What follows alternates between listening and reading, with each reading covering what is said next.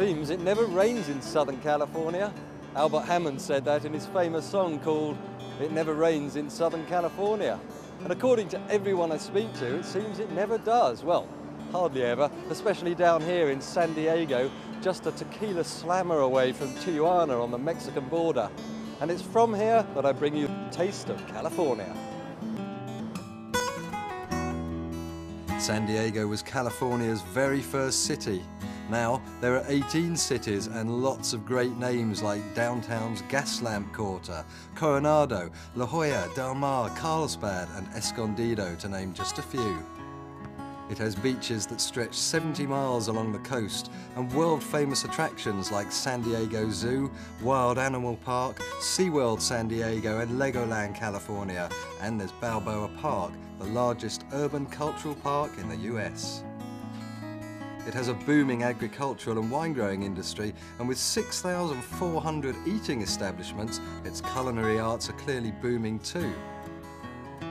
North of the city are some of the most beautiful resorts in America, and with a climate described as the most ideal in the country, it's easy to see why an air of total relaxation comes so naturally. And to the south, well, it's like a whole different country.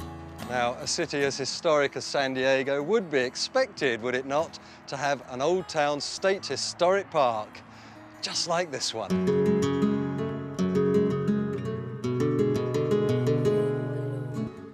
Here's where you can brush up on your American history from 1821 to 1872, although the area's history actually goes back all the way to 1542 when the Spanish first arrived in San Diego, 1769 when the first settlements evolved, 1821 when Mexico won independence from Spain, and 1848 when the Mexican War saw the annexation of California to the United States. And today's downtown San Diego was the old town's new town in 1868. Got that? To fill me in on what's happening here in the park, I spoke to Cara Mertley, the interpretive manager. So what actually is an interpretive manager? Well, interpretation is telling the park story in a meaningful way. So I manage the people that are here that do living history demonstrations, as well as how our tables, chairs are presented, our menu items, our products, that kind of thing. Now, tell me about the Plaza del Pasado. The Plaza del Pasado is the plaza of the past. We're a collection of historically themed shops and restaurants, and the newest addition to the park. So each of our shops and restaurants is within either the early, middle, or late time periods of the 1800s.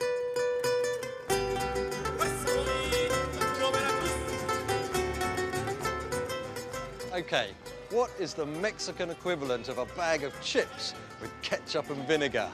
Correct, homemade tortilla with fresh guacamole. Yummy! And a big favourite place to find such legendary delicacies is San Diego's favourite Mexican restaurant, the Old Town Mexican Cafe, right in the heart of, well anticipated, the Old Town.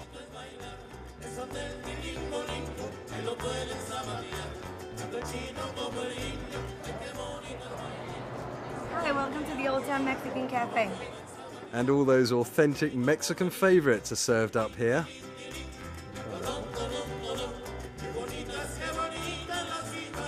Whether you're at the bar sipping frosty margaritas or cool cervezas, or in a hand-painted dining room booth or round a patio table, this place is consistently full of people having a great time.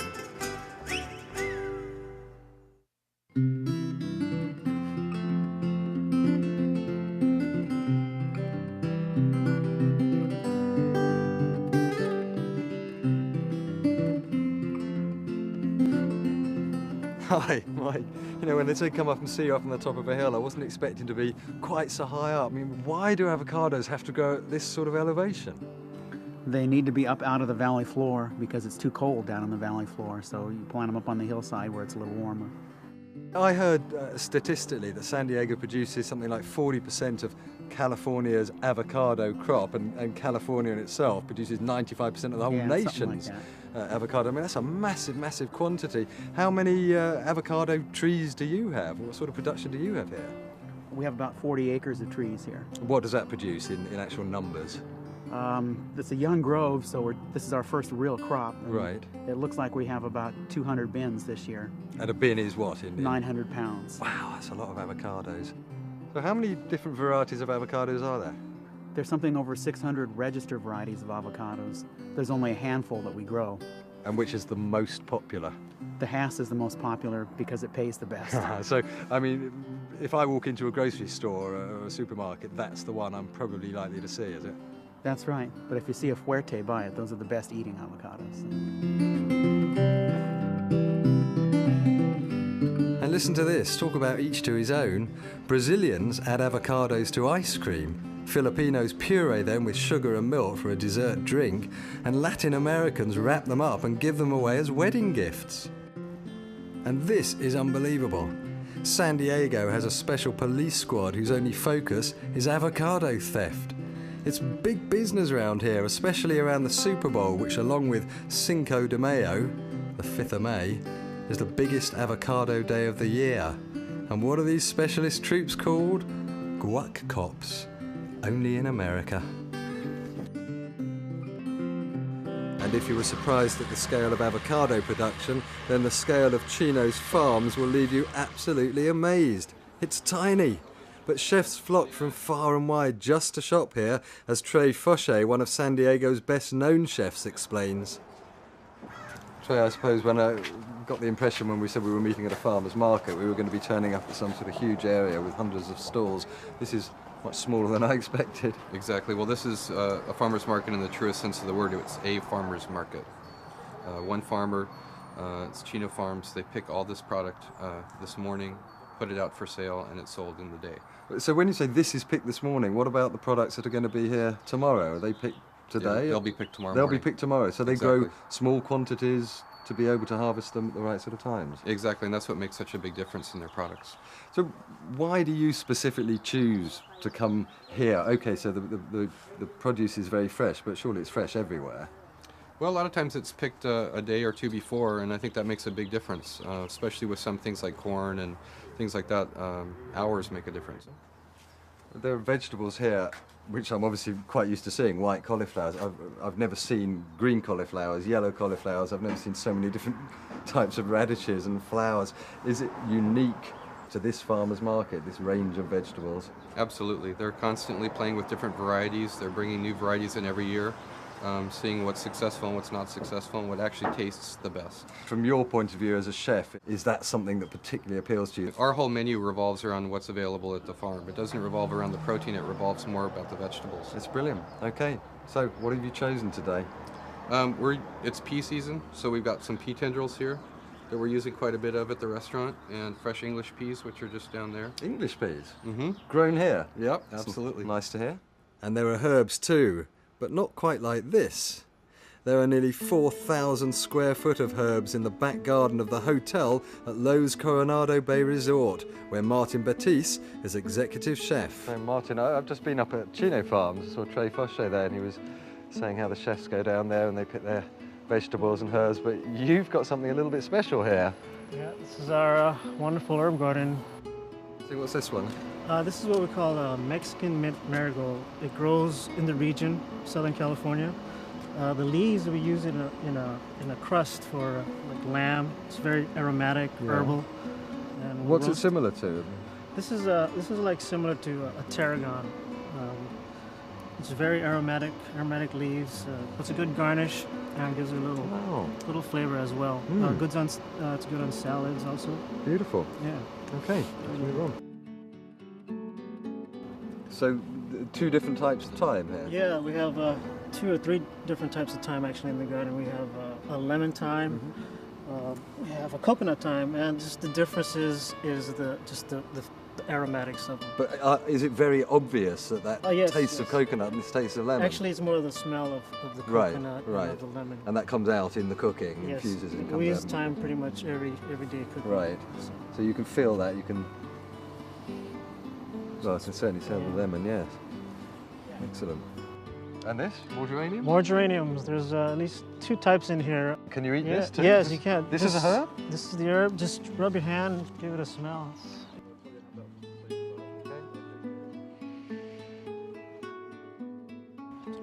So you're going to show me how some of these herbs fit into your dishes, how they're used. Yeah, that would be excellent. Okay, sit back, relax, and see how all that lot turns into this lot.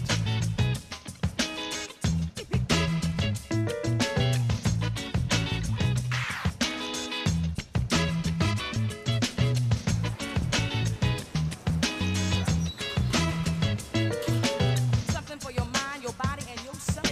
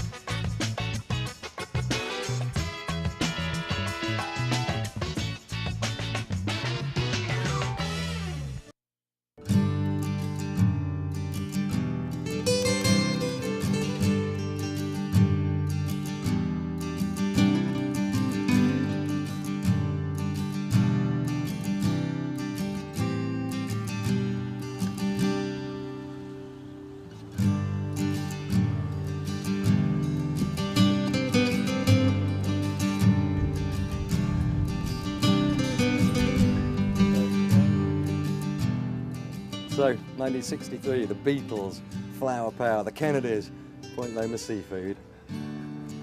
It's hard to believe that you put all that stuff together, but it's true. My grandfather, Kelly Christensen, and his wife Marie started the business in '63, and their sons came on board soon thereafter and have built it up to what you see today. It's absolutely incredible. I mean, obviously you're going to be down by the seafront, but what a location you got here. It's awesome, and I mean, it's a beautiful city, and quite honestly, I mean, I look at myself every day and I think, man, am I the luckiest guy in the world to come down and work on the water like this. What sort of seafood do you sell here? Man, we've got everything in here. We buy fish from all over the world and locally. I get fish in from New Zealand, from Hawaii, from Alaska. Right now, our local California spiny lobster is in season, so we're buying a lot of that right now. And from Alaska, the Alaskan king crab season just opened last week. Fin fish of all sorts. There's probably 30 or 40 varieties of fillets in the case today and about 6 different sizes of shrimp today. Changes all the time. And of course, you've got the restaurant side of it. I hear that it's New York style pushing with San Diego manners. I hate to say that, but it does end up being that way a little bit. It is fun. It's a family business, and they push in, and we take orders just as fast as we can. We get their food out to them as hot as we can, and it gets pretty crowded during the middle of the day. Yeah. Fantastic. This is a place I hear that they describe it as a locals-only seafood joint that people sort of pray to discover when they're away, and they never do. Well, now they know. It's the truth, and I mean, here we are, nationwide and worldwide apparently, and we're discovered. I don't know what's going to happen now, but here we go.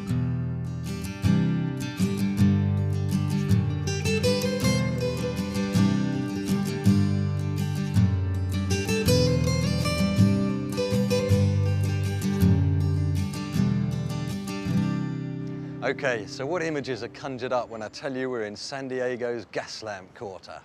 X-rated adult bookstores, cheap hotels, art students photographing the only significant remnants of turn-of-the-century commercial buildings in San Diego. Well, yes, in a way that is the gist of it, or at least it was, but it's hardly like that now. And in the bright San Diego sunshine, the Gaslamp Quarter shows off Southern California's premier dining, shopping and entertainment district, an eclectic blend of food, fun, culture and history. There are Victorian-style commercial buildings, fine art galleries, boutiques, bazaars and specialty stores like this little gem with clouds of cigar smoke and raw Cuban atmosphere just hanging in the air.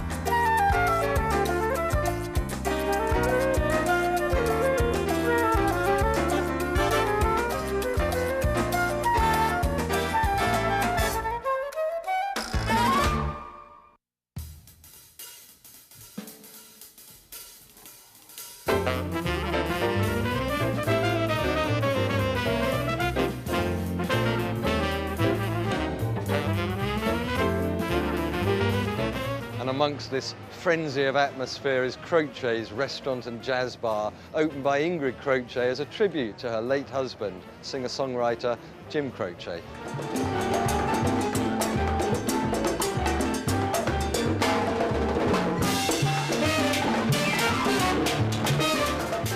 The original Croce's restaurant came about when Jim and I were first married, and we'd invite our friends and family and our fellow musicians, James Taylor, Bonnie Raitt, the Manhattan Transfer, to our house to join us for dinner and to sit around and play.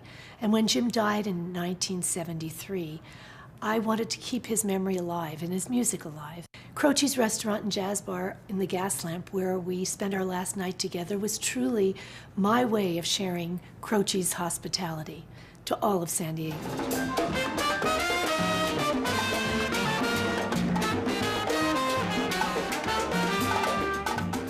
Time in a Bottle is my life story in a cookbook with stories about Jim and the people that we knew in our lives and how Croce's restaurant began. San Diego Restaurant Cookbook is the story of San Diego and how our dining scene has grown with 130 restaurants, 260 recipes, a wonderful way to visit San Diego. You know, Croce's is a tradition not only for San Diego, but for all the people who have loved Jim's music. And when they come here, they tell me all their stories about Jim and the music, and it's a wonderful way for many people to find closure about Jim's leaving and the continuation of his music. Croce's is on the corner of 5th and F and serves breakfast, lunch, dinner with live jazz and rhythm and blues, and late night dining every day of the year.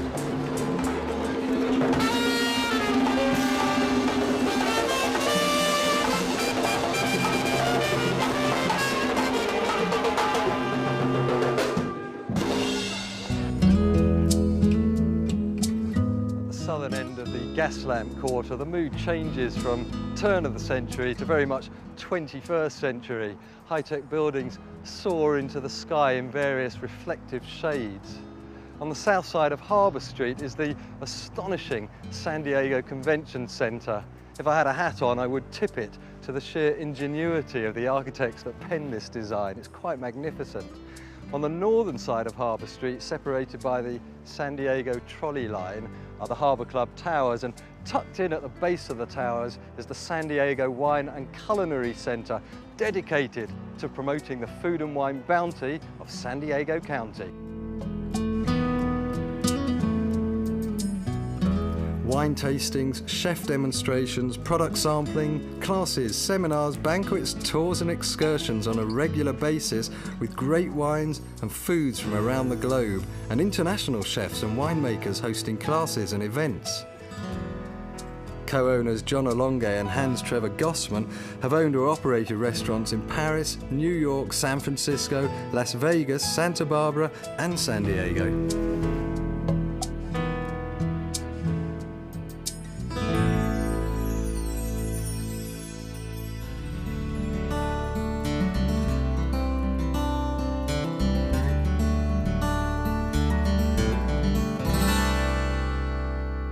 A mere 25 miles from downtown San Diego, the beautiful countryside is home to Orfila Vineyards and Winery, which produces wines that have received something like 900 medals since 1994.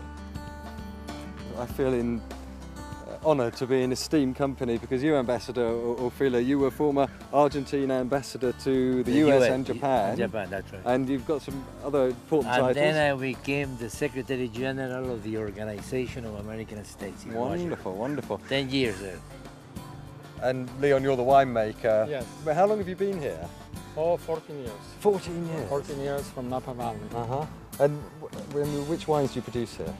Well, we now produce a very good Syrah, Sangiovese, Viognier, which originates from France, and Merlot from the estate. In addition to that, we have long-term leases, relationships with some of the best vineyards along the California coast.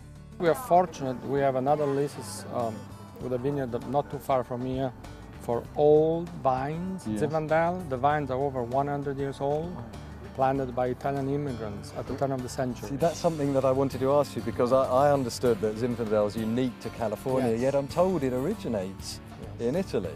They've discovered now through genetic fingerprinting, they actually came from Croatia. The Italian immigrants brought it over because it's a very generous grape. Yeah. It's full of flavors, it's bursting with flavor. Salud, salud, salud. No, grazie, Marvelous. grazie. Goodness me, flavours. Fantastic. It's been an absolute pleasure. Thank you so much for your hospitality. Pleasure. Very good. Lovely Thank to you for meet you, coming. Semester. Thank you very much indeed. Very good, thank you. In 1868, a 1,400-acre tract of land was set aside by city leaders for a public park.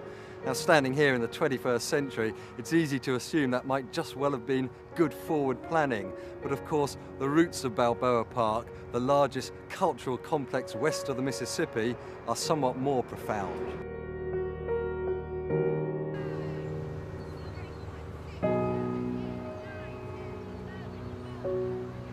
This building is very historic. It was built in 1915 for the Pan American Exposition. We control 25,000 square foot of space, meeting rooms, banquet rooms, a gorgeous ballroom, 400-seat restaurant, and where we are sitting right now, our wonderful intimate cooking and wine school. This is a wonderful opportunity for visitors to San Diego to enjoy Balboa Park, as well as a 5-course menu that showcases wonderfully fresh California-style food that is prepared by celebrity chefs in the city of San Diego.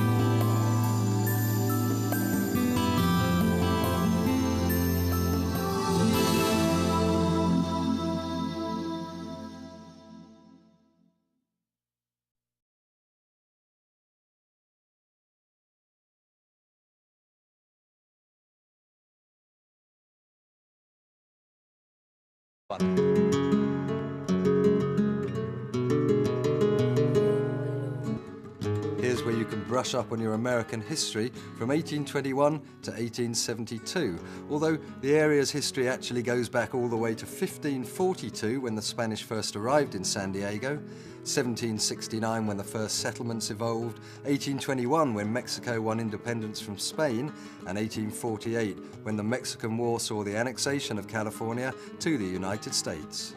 And today's downtown San Diego was the old town's new town in 1868. Got that? To fill me in on what's happening here in the park, I spoke to Cara Mertley, the interpretive manager.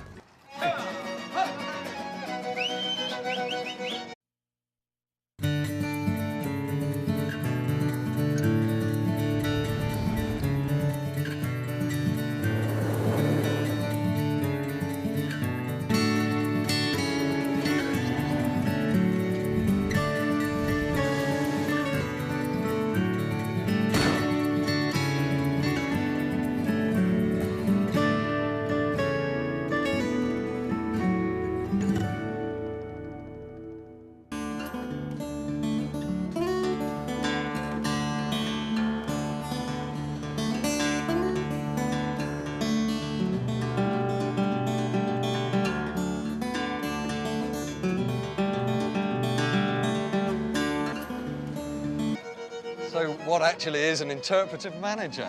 Well, interpretation is telling the park story in a meaningful way. So I manage the people that are here that do living history demonstrations, as well as how our tables, chairs are presented, our menu items, our products, that kind of thing. Now, tell me about the Plaza del Pasado. The Plaza del Pasado is the plaza of the past. We're a collection of historically themed shops and restaurants, and the newest addition to the park. So each of our shops and restaurants is within either the early, middle, or late time periods of the 1800s.